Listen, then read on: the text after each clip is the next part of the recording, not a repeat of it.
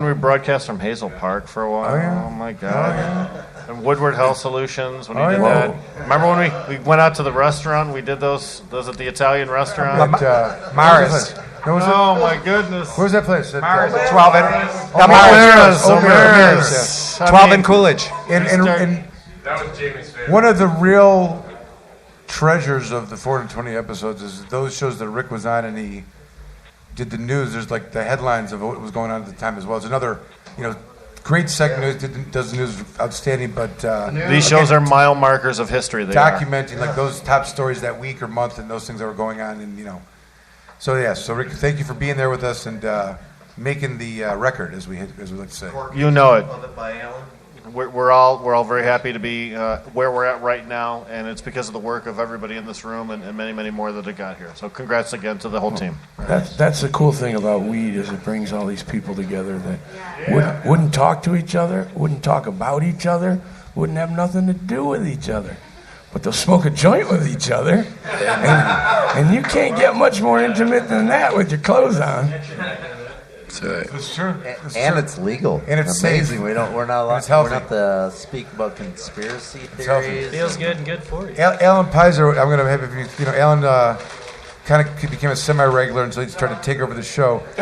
Alan learned that I was collecting all the marijuana cases, and I had this plethora of a library, and he heard about this and took that over. Just didn't ask me, just took it over, and now he's the guy that's got the library of every single marijuana case that ever came out. He challenged everyone. If the case comes out and you find it before me, I'll give you a joint. A beer. It was a beer originally, Okay, but now it's a fine. joint. Post a And, new case before me, and you got a joint from me. And he oftentimes will call on the show and pretend that he's a bugler. I mean, he's brought a bugle and stuff to the show with gloves and stuff. Weird. But anyways, he does the appellate update regularly, very concise in the IRAC format, which is issue, rule, analysis, and conclusion, and a usual personal opinion about the decision. But it's a good segment of the show too, kind of updating and not making me do the analysis. I always appreciate that. Thank you. And I just point out that I posted 2 cases today. If you're a member of Safer Michigan, Sorry. or We love you, Alan. thank you. Yes. And the cases Read everyone. Yes. repeat the theme that we've seen too many times in the last 10 years. We're still punishing people for cannabis. And one of the cases I posted today, McKinley, the guy got 24 to 72 months. It's legal. For It's possession legal and delivery. But what Legal. happened was they saw him selling. They got an undercover snitch to buy from him. They did surveillance. And they prosecuted him for delivery and gave him prison time.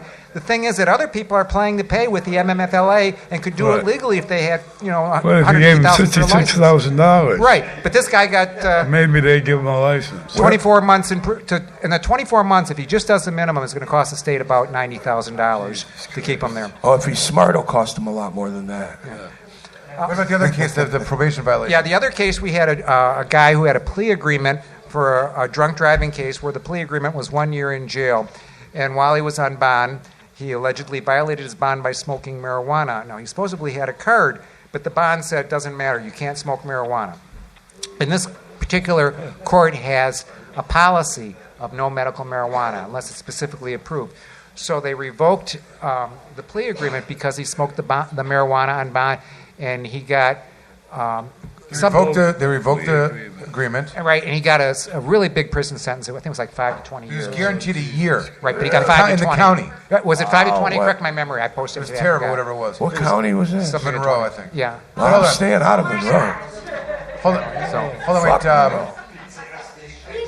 The significance of this was that if the idea, Alan, would be if you have a card, no court can tell you. It can tell you all kinds of things, but they can't punish you because you are immune from arrest, prosecution, or penalty of any kind. If you have a card and you are in conformity with the volume limitations, and we're talking about the internal ingestion is not a act that even debates what the volume limitations are. It's something that a patient who has a card can do, and therefore they are presumptively engaged in the medical use of marijuana. You can't hurt them after that. That's the rule. Am I right? Yes. All right. Where'd you get that outfit? That looks pretty cool. Very nice. I got it at the Camarn Law Office. And finally, I should point out there was a federal case about 2 weeks ago, U.S. versus Mills, where they talk about the knock and talk and when that can be not a consent situation. Normally, when the police come up and they do a knock and talk, They consider it not a search. They consider it a consent situation. The police don't need probable cause. But in this case, U.S. versus Mills, which I actually posted a couple weeks ago, I encourage people to read it. The police did a knock on the door. The guy didn't answer. Meanwhile, they're raiding nearby apartments, and they've got warrants for other nearby apartments and glass is breaking, and the police want to know who's in this place, and they want to clear it out in every way. So 15 minutes later, they knock on the door again. This time, these guys come out, and when they come out, they immediately want to do a pat-down search to protect themselves, and when they pat these guys down, they find marijuana on them. And, of course, that led to... It's legal now, isn't it? I know. Okay. Federal case. But it's a federal case. And in any event, this court held that second knock and talk was was beyond the consent area. It was a compulsive seizure, and everything beyond that was tossed from evidence. Good. All right. So, providing the live music tonight. Thanks, Alan. Yeah, thanks a lot, Alan. Providing the live music tonight and wanting to chime in on 420 episodes. Wow. Nick Zettel is joining us. Hey, thanks. Thanks for listening. I appreciate all of you, and a really big congratulations to Michael and Planet Green Trees. And I've been able and fortunate to get out to a handful of the broadcasts over the years. So to know that this has been going on 420 weeks in a row, really pretty monumental, momentous occasion here tonight. So it just feels good to be here. This Grow store, really, Grow Green can't be understated how awesome and big this place is. Right. Well, thank you for showing up. Either? And the music performance today was outstanding. Appreciate you bringing all your talent out and sharing with us tonight. I know you have been on a lot of shows in the past, and I don't know if they were for specific reasons. Or maybe some hash bash. I don't know if there's a specific reason I'm here right now. No. Like as it goes, you just showed up and decided you were going to be on, and that's good. I like that about you. Just one of the things you're, just assertive. For a point of interest, just let people know about your customized degree from U of M. Yeah, I majored in sex, drug, and rock and roll. Did most of my studies in the field. No, it's not true. I wrote the book. Clearly. No, we drew a lot from John and his experiences, and I actually got a degree in American culture, and so to be a part of this movement and to be involved with Hash Bash every year, at least I believe I'm putting my degree to use. And you were leading up the Students for Sensible. What is that your thing for? Yeah, Students for Sensible Drug Policies, an international organization of students and young people working to end the war on drugs, Sure. and not just legalizing marijuana. Decriminalizing drugs and advocating for harm reduction Sure. in other drugs and advocating for looser restrictions on psychedelic research. We talk about 420 on Saturday, but tomorrow is Bicycle Day, and that's in commemoration of the day Albert Hoffman discovered LSD and its hallucinogenic Rode his effects. bike home. Rode his bike home, so if you're celebrating, be safe, wear your helmet. Supposed to rain Enjoy tomorrow. yourself. Nothing in what you Have warn a people warm, of. dry place to go. He didn't have no stinking helmet. Nowhere in that warning was the suggestion that people not take LSD and ride their bike, though, was it? That was not. I did Never. not. Okay, No, so I would make sure. never suggest people. Because he made it not home take safely. LSD. Right. He made it home safely. Well, he made it home safely. He discovered there were some psychedelic properties a few days before, and decided to take what he thought was a controlled and threshold dose, and it ended up being maybe 2 or 3 modern day hits. And so on his ride home, had a little bit of trouble, had to call his assistant. But then once a doctor came and said, your vitals are fine, you're okay, he settled into his trip a little bit. And, he's been involved in research. That's and trying to tomorrow, understand Nick? it since. 4/19, April 19th is Bicycle Oh, I Day. saw your post about 419, and I didn't know what it meant. Now I do. I'm going to add that to my annual list of celebratory days. There you go. I love Dr. Hoffman. Friday, Saturday, we got a good weekend ahead of us. Easter on Sunday, if you're into that kind of thing. Is there some part of this that involves the celebration of a bicycle? I want it to be.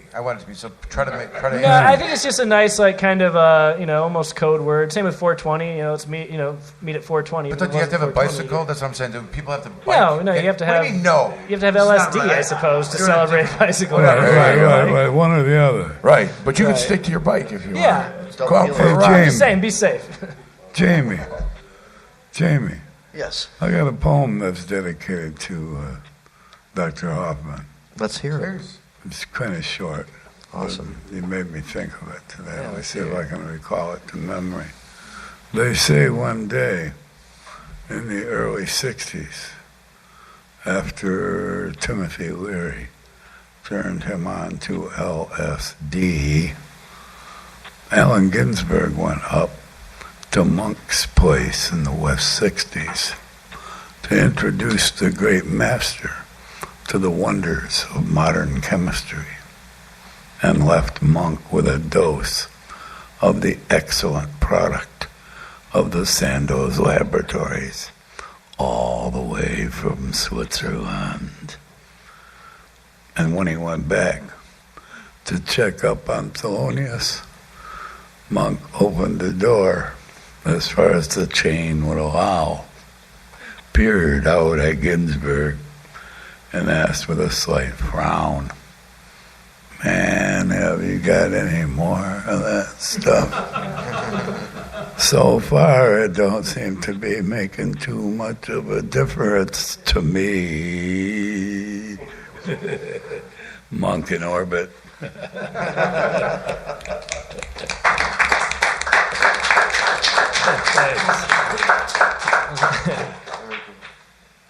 That was on topic, though, right? Yeah, absolutely, absolutely. I was off topic, but you were going back. Everything is on topic. That's how, yeah. That's how. 420.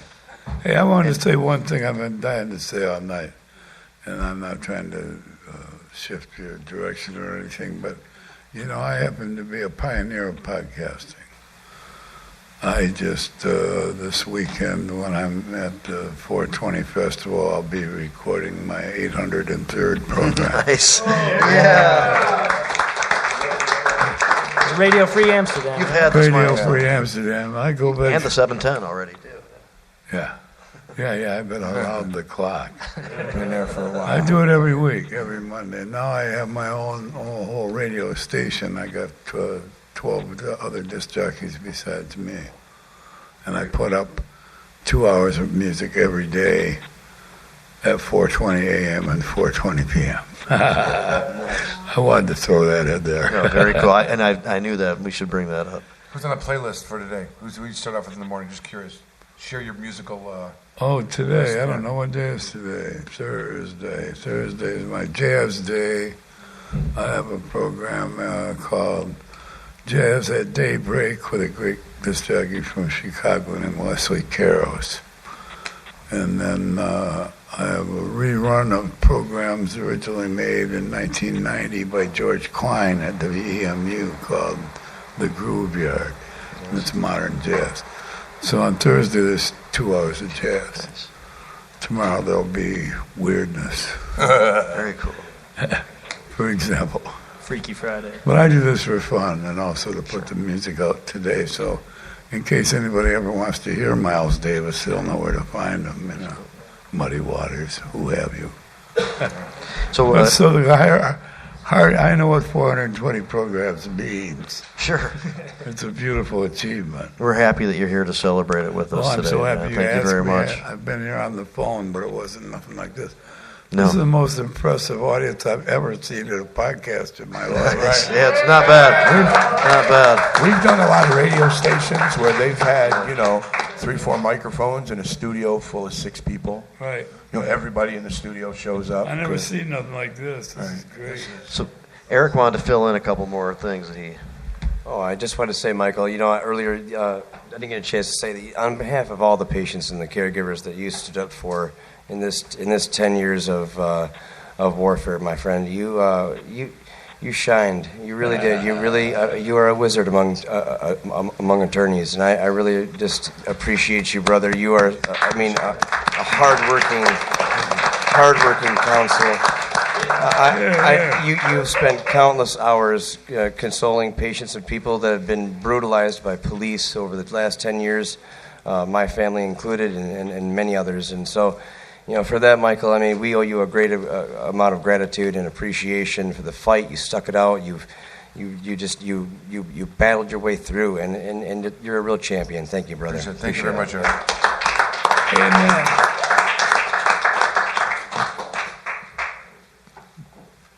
And I give whatever that Eric did, spread it to the people that are from Comor Law because I'm not easy to get along with, and they've been put up with it. Steve Miller, I hear, laughing loudly. They've been put up with it. Steve Miller, I hear, laughing loudly. What? Wait.